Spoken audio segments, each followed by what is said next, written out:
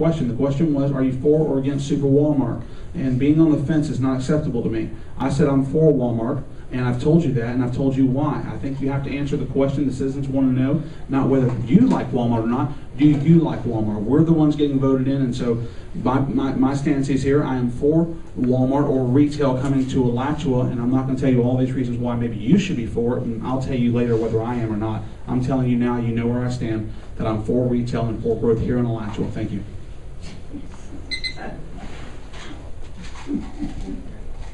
Okay, concerning water resources, part of the problem is that the Water Management District has issued permits for turf, i.e. lawn production, that takes water from this area's aquifer. Another problem is paving over recharge areas for springs or springs watersheds. The question is, would you be a willing advocate to have the city create an ecological overlay map to identify watersheds and place buffers to protect them from large development? And it goes on, and ask developers to incorporate into landscaping versus turf, grass lawns. Sorry if I mispronounced that. And I believe that Mr. Bilcari strikes that.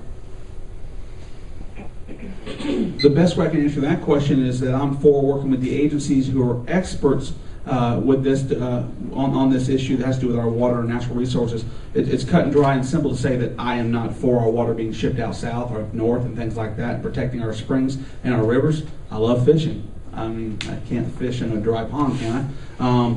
But I think it's important that we work with experts and not try to create our own laws and maps and this and that. I don't want to get in a position here where I'm saying, yes, I said in a forum, I am for this and I'm going to do this, and this.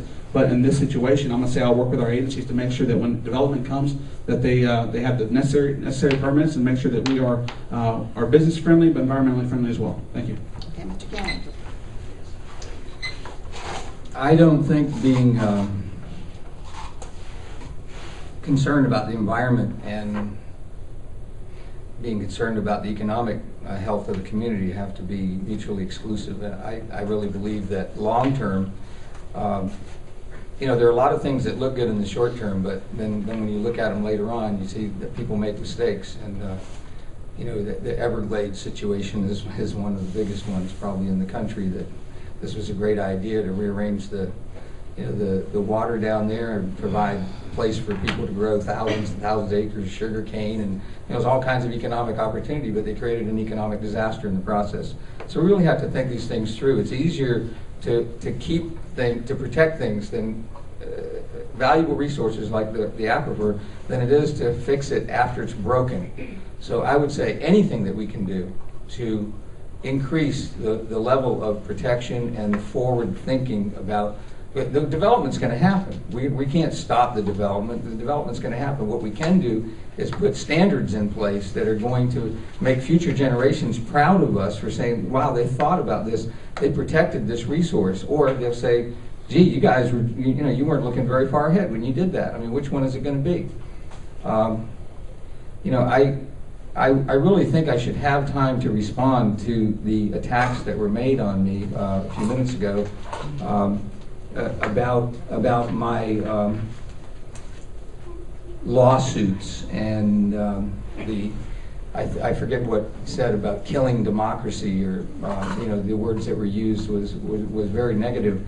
And I would like to say that I have never been a plaintiff in a frivolous lawsuit, and that the lawsuits that I have been a plaintiff in with the city of Alachua could have been easily avoided had the city commission taken the responsibility with the city attorney to follow the law and to settle before it happened. This will be the last question before the final 1-minute statement, because we're coming right up to 4 o'clock. I think I've got it written, I got it right here to read. Do you believe that it is a potential conflict of interest and setting up a potential undue influence for a commissioner or elected official to have ties to the major agencies of influence in the city? And we will start with Mr. Canny. Major agencies of influence, I'm not quite sure what that means.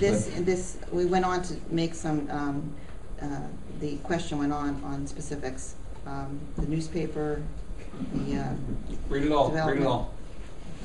Absolutely. That's fine. Okay. For working for a newspaper, having relatives in a newspaper, a city reporter, and assistant. I'm sorry, I don't know all these people because I live in Gainesville. And another relative working in the city government. And apparently feeling that that would be a potential undue influence or conflict of interest. Well, there are ethical considerations and there are legal considerations. I'm not sure. I think people have to use their own judgment about what constitutes a conflict of interest if it's not something that's statutorily defined. There are conflicts of interest that aren't illegal, but they should be considered improper by people who want their government to function in the public interest and not with an agenda that's being set by someone privately. So I would say I'm very sensitive to those concerns. I would say that I will not accept any contributions to my campaign from anyone other than a live person, an individual. I won't accept corporate contributions, and especially, if businesses are going to be coming before the board and asking for things from the city commission, I think it's unseemly that they're contributing to commissioners, but it's not illegal. It happens all the time. I think people should look at where your financing comes from when you're running for office, and whether it comes from the people or whether it comes from interest. And like I said, it's not illegal, but I think it does have an impact, I think, on a government. And from the national, the state, and the local level, we have a problem with our policies really being set by special interest and not by the public interest. And I will work in the public interest, and the conflict of interest issue is for the public to decide. As long as there's nothing illegal, I don't see where I'd have anything to say about it. Thank you. Mr. Bokhari. Thank you. I would happen to agree with him that I don't have anything to say either. No, I'm joking. Part of that question is directed at me, and that's fine. If that individual would like to stay afterwards and chat about it, I'm fine with that as well.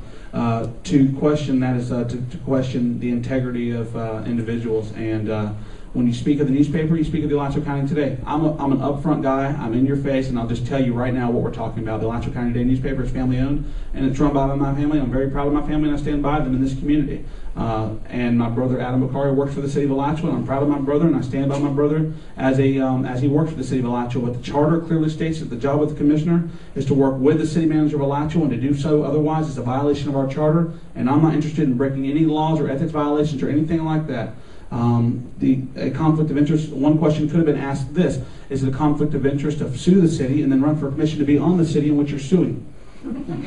So I guess you could twist it anyway. This is a small town. And if you know me, or you know my family, you know my people, my friends, then you know that I'm a good person, and my record will speak for itself when I get on that commission. If you don't like it, guess what? You got 365 days and I'm out of there. And you can vote for yourself. My record will speak for me, and I will stand by my record. And if you endorse me and you want me and you support me, I appreciate that.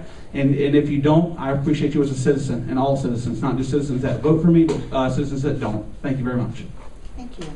Okay, now we've come just on time to the end of the forum, and we will have the 1 minute closing, and which will be the opposite of the statement. We will start with Mr. Canning. Thank you. Okay, well, I wasn't quick enough in the beginning there. 1 minute, 1 minute speeches are kind of hard to get in, and I didn't want to make a speech. I'm going to finish what I started in the beginning. I was going to ask you all some questions. Do you want a commissioner who will practice fiscal responsibility and spend your money wisely and make sure city finances are transparent and understandable? Do you want a commissioner who will protect our natural resources and prioritize public health and safety when making planning and development decisions? Who will look out for the interests of the existing residents and businesses and preserve the character of existing neighborhoods? Do you want a commissioner who supports open government? Do you want a commissioner who will treat all citizens fairly and impartially, who is not beholden to special interests? If your answer is yes to these questions, then I want you to know I'm prepared to serve you as commissioner. Thank you. Okay, thank you very much. 1 minute.